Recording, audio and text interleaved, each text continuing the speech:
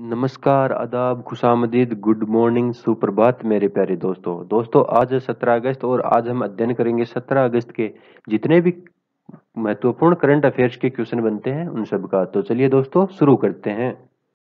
दोस्तों उत्तरी कोरिया के प्रधानमंत्री पद के लिए किसे नियुक्त किया गया है? उत्तरी दोस्तों किम टोक हुन को उत्तरी कोरिया के प्रधानमंत्री पद के लिए नियुक्त किया गया है। तो दोस्तों उत्तरी कोरिया के सर्वोच्च नेता किम जोंग उन, दोस्तों कौन है किम जोंग उन? उत्तरी कोरिया के सर्वोच्च नेता।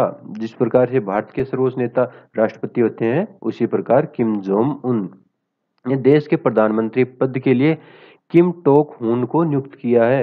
दोस्तों जो किम टोक हुन है वो किम जेई रियोंग का स्थान लेंगे, या की किम जेंग रियोंग के स्थान पे किम टोक हुन की नियुक्ति की गई है। दोस्तों किम टोक हुन सत्तारूढ़ दल के वाइस चेयरमैन के पद पर भी हैं।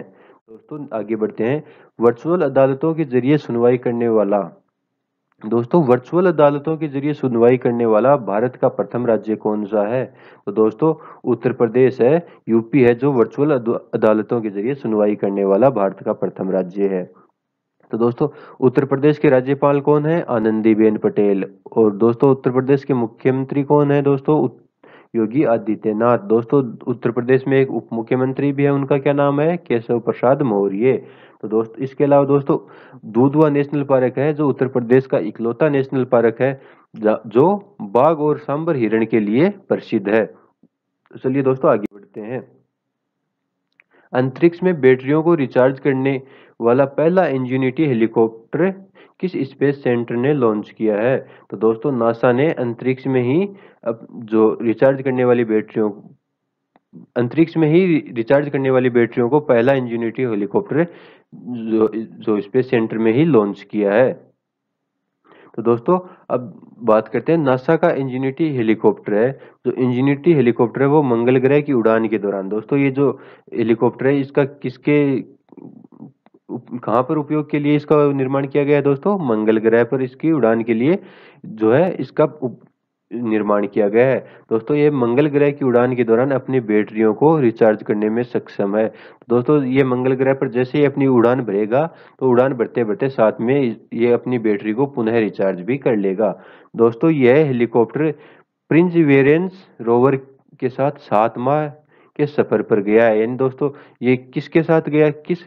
जो ये हेलीकॉप्टर है वो प्रिंसवेरेंस रोवर है जो उसके साथ 7 माह के सफर पर गया है। और कहाँ पे गया है सफर पे? दोस्तों ऐसे नहीं है कि वो कुल्लू मनाली घूमने के लिए गया है, वो मंगल ग्रह मिशन पर गया है। दोस्तों नासा के अनुसार यह हेलीकॉप्टर 18 फरवरी 2021 को मंगल ग्रह पर उतरेगा। दोस्तों नासा की स्थापना कब होती है? दोस्तों नासा की स्थापना 29 जुलाई 1958 को होती है। और दोस्तों नासा का मुख्यालय कहाँ पे है? दोस्तों वाशिंगटन डीसी। वाशिंगटन डीसी में क्या है दोस्तों? नासा का मुख्यालय। तो चलिए दोस्तों आगे बढ़ते हैं। इससे पहले दोस्तों देखते हैं जो ऊपर जितनी भी जो स्पेस एजेंसियां लिखी हुई है उनका पहले फुल फॉर्म देख लेते हैं। दोस्तों नासा की फुल फॉर्म क्या है? The National Aeronautics and Space Administration, जिसका मुख्यालय वॉशिंगटन डीसी में है। अब दोस्तों बात करते हैं जाक्सा, JA अक्से। दोस्तों the Japan aeronautics exploration agency, और इसका मुख्यालय कहाँ है दोस्तों? टोक्यो में। दोस्तों अब बात करते हैं इसरो की। दोस्तों the Indian Space Research Organisation, दोस्तों ये भारत की स्पेस एजेंसी है। जाक्सा कहाँ की है दोस्तों? जापान की। और नासा कहाँ की है दोस्तों?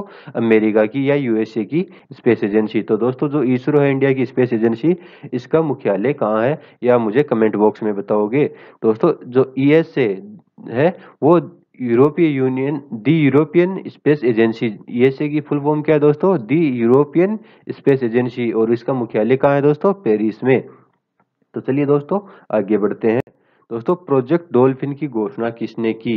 यानी जो हाल ही में प्रोजेक्ट डॉल्फिन लॉन्च किया गया है उसकी घोषणा किसने की दोस्तों? तो दोस्तों जो प्रोजेक्ट डॉल्फिन की घोषणा है श्री नरेंद्र मोदी जी ने की। तो दोस्तों बात करते हैं प्रोजेक्ट डॉल्फिन के बारे में।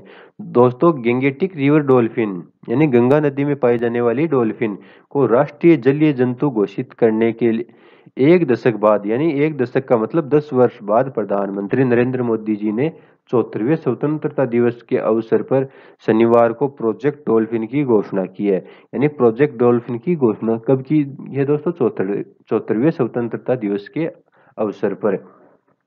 दोस्तों इसमें प्रोजेक्ट टाइगर और प्रोजेक्ट एलिफेंट की तर्ज पर डॉल्फिन प्रजाति के संरक्षण पर जोर दिया गया है। यानी जैसे टाइगर के संरक्षण के लिए प्रोजेक्ट टाइगर लॉन्च किया गया और एलिफेंट के संरक्षण के लिए प्रोजेक्ट एलिफेंट लॉन्च किया गया, उसी प्रकार प्रोजेक्ट डॉल्फिन है जो डॉल्फिन प्रजाति के संरक्षण के लिए जो है जो प्रोजेक्ट डॉल्फिन लॉन्च किया गया है। तो चलिए दोस्तों आगे। दोस्तों इससे पहले 2010 में 2010 में उन्हें राष्ट्रीय जलीय प्रजातियां घोषित किया गया था। यानी जो डॉल्फिन है उनको 2010 में राष्ट्रीय जलीय प्रजातियां घोषित किया गया था। चलिए दोस्तों बढ़ते हैं नेक्स्ट क्वेश्चन की ओर। किस देश ने फ्री इंटरनेट सेवाओं पर प्रतिबंध लगा दिया है? तो दोस्तों बांग्लादेश ने फ्री इंटरनेट सेवाओं पर अभी प्रतिबंध लगा दिया है। दोस्तों बांग्लादेश के प्रधानमंत्री कौन है? शेख हसीना। दोस्तों बांग्लादेश के राष्ट्रपति कौन है? अब्दुल हामिद। और दोस्तों बांग्लादेश की राजधानी कहाँ है? ढाका। दोस्तों ढाका क्या है? बांग्लादेश की राजधानी और सबसे बड़ा शहर भी है। दोस्तों हाल ही में बांग्लादेश सरकार ने 1971 में अपने देश के स्वतंत्रता संग्राम के दौरान शहीद हुए भारतीय सैनिकों के सम्मान में एक युद्ध स्मारक बनाने का फैसला लिया है। यानी जो 1971 में जब पाकिस्तान से अलग किया गया था बांग्लादेश को, यानी नए राष्ट्र के रूप में उनको बनाया गया था, बांग्लादेश की स्थापना की गई थी मुक्ति संग्राम के द्वारा। तो दोस्तों उस मुक्ति संग्राम में या 1971 के युद्ध में जितने भी भारतीय सैनिक शहीद हुए थे, उन शहीदों को सम्मान देने के लिए बांग्लादेश में एक युद्ध स्मारक बनाया जाएगा, जो बांग्लादेश की 50वीं वर्षगांठ पर जिसका निर्माण शुरू किया जाएगा। तो चलिए दोस्तों बढ़ते हैं आगे नेक्स्ट क्वेश्चन की ओर। हाल ही में शहद परीक्षण प्रयोगशाला का शुभारंभ कहाँ किया गया? तो दोस्तों हाल ही में गुजरात में शहद परीक्षण प्रयोगशाला का शुभारंभ किया गया है। दोस्तों केंद्रीय कृषि एवं किसान कल्याण मंत्री ने, दोस्तों कौन है केंद्रीय कृषि एवं किसान कल्याण मंत्री? ये मुझे आप कमेंट बॉक्स में बताओगे। मंत्री ने राष्ट्रीय मधुमक्खी बोर्ड के सहयोग से राष्ट्रीय डेयरी विकास बोर्ड द्वारा आनंद, दोस्तों आनंद क्या है दोस्तों? ये इंटरेस्ट नहीं है या किसी लड़के का नाम नहीं है दोस्तों, आनंद है जो है एक स्थान पड़ता है गुजरात में। बोर्ड द्वारा आनंद में स्थापित भारत की विश्व स्तरीय अत्याधुनिक शहद परीक्षण प्रयोगशाला का शुभारंभ किया गया। यानी जो केंद्रीय कृषि एवं किसान कल्याण मंत्री हैं, उन्होंने राष्ट्रीय मधुमक्खी बोर्ड के सहयोग से राष्ट्रीय डेयरी विकास बोर्ड द्वारा गुजरात में स्थापित भारत की विश्व स्तरीय अत्याधुनिक शहद परीक्षण प्रयोगशाला का शुभारंभ किया, यानी उसकी शुरुआत की है। और गुजरात में कहाँ स्थित है? आनंद में। तो चलिए दोस्तों बढ़ते हैं नेक्स्ट क्वेश्चन की ओर। दोस्तों मोरिटेनिया का नया प्रधानमंत्री किसे नियुक्त किया गया है? तो दोस्तों मोहम्मद ओलद बिलाल को मोरिटेनिया का नया प्रधानमंत्री नियुक्त किया गया है। दोस्तों मोहम्मद ओलद बिलाल को क्या नियुक्त किया गया है दोस्तों? मोरिटेनिया का प्रधानमंत्री। तो दोस्तों मोहम्मद ओलद बिलाल को मोरिटेनिया का नया प्रधानमंत्री नियुक्त किया गया है। यह नियुक्ति मोरिटेनिया के राष्ट्रपति मोहम्मद ओलद गजोनी द्वारा की गई। अब ये मत बोलना कि ये मौसेरे भाई हैं दोनों, जो मोहम्मद ओलद गजोनी और मोहम्मद ओलद बिलाल। तो दोस्तों बढ़ते हैं नेक्स्ट क्वेश्चन की ओर। दोस्तों फ्लिपकार्ट ने पश्चिम बंगाल और उड़ीसा में शराब पहुंचाने के लिए किस कंपनी के साथ साझेदारी की है? यानी घर बैठे शराब पियो या भी नालियों में गिरने वाली समस्या ही खत्म हो गई। तो दोस्तों किस कंपनी के साथ जो साझेदारी की है दोस्तों? स्टार्टअप डियाजियो के साथ। यानी स्टार्टअप डियाजियो है, उसके साथ फ्लिपकार्ट ने पश्चिम बंगाल और उड़ीसा में शराब पहुंचाने के लिए साझेदारी की है। यानी घर पे शराब अब पहुंचाई जाएगी। दोस्तों वॉलमार्ट के स्वामित्व वाली ई कॉमर्स कंपनी, दोस्तों आपको पता होगा कि जो फ्लिपकार्ट कंपनी थी उसका अधिग्रहण वॉलमार्ट कंपनी है उसने कर लिया था। तो दोस्तों वॉलमार्ट के स्वामित्व वाली ई कॉमर्स कंपनी फ्लिपकार्ट ने पश्चिम बंगाल और उड़ीसा में शराब पहुंचाने के लिए डियाजियो समर्थित हिपबोर, दोस्तों किस कंपनी के साथ? हिपबोर के साथ साझेदारी की है। यह करार फ्लिपकार्ट के प्रतिद्वंदी अमेजोन को पश्चिम बंगाल में घर पर शराब पहुंचाने के लिए जून में मंजूरी मिलने के बाद हुआ। यानी पड़ोसी ओडी लाएगा तो हम जगुआर लेकर आएंगे। वही बात हो गई दोस्तों, क्योंकि पहले अमेजोन ने पश्चिम बंगाल में घर पर शराब पहुंचाने की मंजूरी प्राप्त की, इसके बाद फ्लिपकार्ट ने भी यह चीज शुरू कर दी। तो चलिए दोस्तों बढ़ते हैं नेक्स्ट क्वेश्चन की ओर। Our only home a climate appeal to the world नामक पुस्तक किसने लिखी है? यानी our only home a climate appeal to the world नामक पुस्तक किसने लिखी है? ये किसी ग्रंथ का नाम नहीं है, खाली एक पुस्तक है, उसका नाम है। तो दोस्तों किसने लिखी है? दलाई लामा ने ये पुस्तक लिखी है। दोस्तों दलाई लामा कौन है? अभी पता करते हैं, इसका आधार कार्ड चेक करते हैं दलाई लामा का। दोस्तों तिब्बती आध्यात्मिक लीडर दलाई लामा, यानी दोस्तों कौन है? तिब्बत के आध्यात्मिक लीडर हैं दलाई लामा।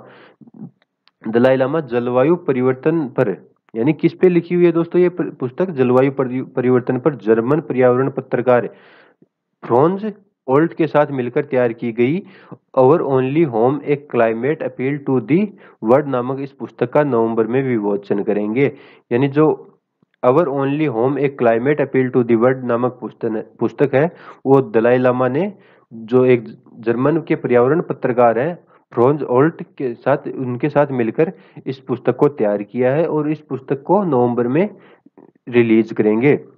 दोस्तों इस पुस्तक में दलाई लामा ने राजनीतिक निर्णय लेने वालों से, यानी जो सरकार में बैठे लोग हैं, उनसे जलवायु परिवर्तन के मुद्दों पर गतिरोध और बिना जानकारी से लड़ने और एक अलग एवं जलवायु के अनुकूल दुनिया और युवा पीढ़ी के लिए अपने भविष्य को फिर से हासिल करने के अधिकार पर जोर देने की अपील की है। यानी ये इतनी चीजें हैं, वो इस पुस्तक में इन चीजों पर जोर दिया गया है। यानी जो युवा पीढ़ी का भविष्य है और जलवायु के अनुकूल दुनिया है और एक जलवायु परिवर्तन के मुद्दों पे जो गतिरोध हो रहा है, इन सब मुद्दों को लेके इस पुस्तक में वर्णन किया गया है। इस पुस्तक जो है our only home a climate appeal to the world पुस्तक में इनका वर्णन किया गया है। तो चलिए दोस्तों, जो हमारी नेक्स्ट सीरीज है करंट फायर के नाम से जो हमने सीरीज शुरू की है, उसके अंदर हम बढ़ते हैं। तो चलिए दोस्तों अभी बात करते हैं राष्ट्रीय परीक्षण एजेंसी।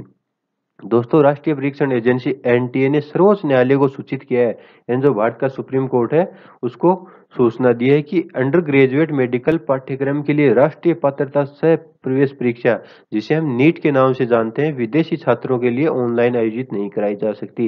यानी जो नीट है वो विदेशी छात्रों के लिए इस बार ऑनलाइन आयोजित नहीं कराई जाएगी या नहीं करवाई जा सकती। दोस्तों हाल ही में खगोलविदों ने अंतरिक्ष में इथेरियल पंखों, दोस्तों इथेरियल पंखों को फहराती हुई एक इंटरस्टेलर घटना देखी। अब दोस्तों ये जो है खगोलविदों की भाषा है, इसको क्या बोलते हैं ये आप अभी एक इमेज दिखाऊंगा, उसको देखकर समझ जाना। अंतरिक्ष में यह एक अनोखा प्रकाश एक उच्च सम्मित गैस नेबुला के कारण दिखाई दिया।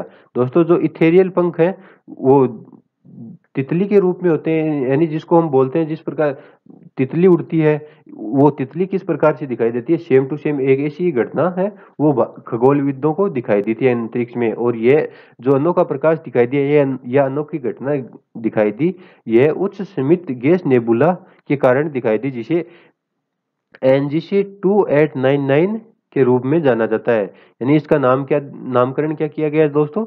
एनजीसी 2899, यानी जो इसका नामकरण किया गया है।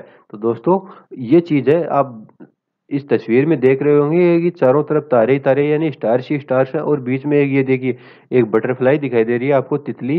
तो दोस्तों ये ऐसा नहीं है कि ये एडोब फोटोशॉप से इसको एडिट किया गया है, बल्कि ये शाश्वत में वास्तविकता से अंतरिक्ष में दिखाई दी गई एक खगोलीय घटना है।